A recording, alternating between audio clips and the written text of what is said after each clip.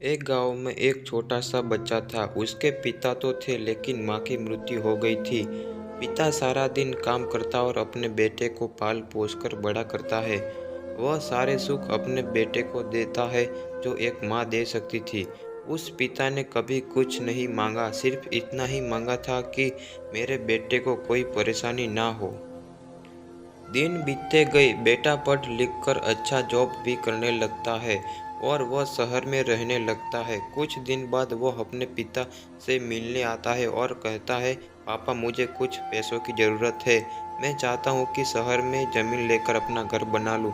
पिता इस बात को सुनकर बहुत खुश होते हैं, सोचते हैं कि मेरा बेटा है, एक न एक दिन नाम करेगा। जिंदगी भर की बचाई हुई पूंजी को निकालकर अपने बेटे को देते हैं।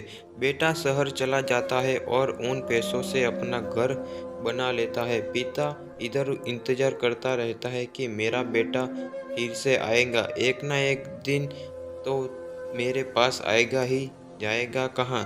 उसके पास अब कोई नहीं जाता था, क्योंकि ना ही अब उस पिता के पास पैसे थे और ना ही रहने का जगह था।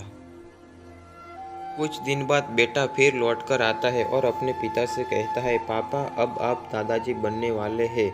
पिता को बहुत खुशी होती है। इस बात को सुनकर वह कहते हैं, तू मुझे मेरी बहू और पोते से कब मिलाएगा? बेटा कहता है, बस पापा थोड़े दिन और। पापा मुझे कुछ पैसों की ज़रूरत है, क्योंकि आजकल थोड़ा जॉब में खींच बीच हो रहा है, जिसके कारण से मुझे कुछ दिन के लिए सस्पेंड कर दिया गया है। पिता के पास कुछ नहीं रहता है देने के लिए, लेकिन फिर भी कहता है, अच्छा बेटा तू रुक, मैं अभी आया कुछ पैसों का बंदोबस्त करके।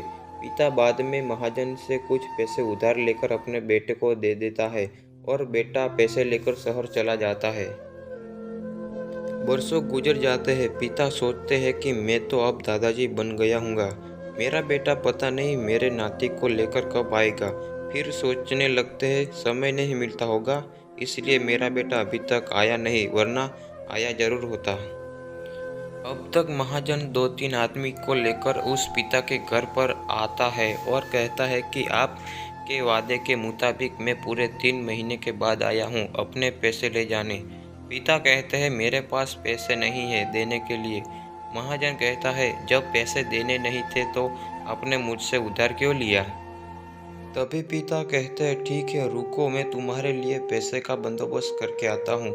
और वहाँ के नज़दीक अस्पताल में चले जाते हैं। वहाँ जाकर अपना ब्लड डोनेट करते हैं और अपनी एक किडनी बेच देते हैं और उस महाजन का कर्ज छुटा कर देते हैं। किडनी बेचने के बाद उनकी स्थिति और भी खराब हो जाती है और वह उस राह में जी रहे होते हैं कि मेरा बेटा एक दिन आएगा जरूर।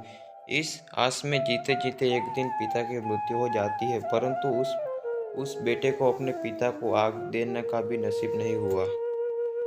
आपको यह कहानी कैसी लगी नीचे कमेंट करके हमें ज़रूर बताइएगा। अगर आपको यह कहानी पसंद आती है तो अपने दोस्तों के साथ शेयर ज़रूर करें। ऐसी ही प्यारी कहानी सुनने के लिए हमारे चैनल को सब्सक्राइब करें। धन्यवाद।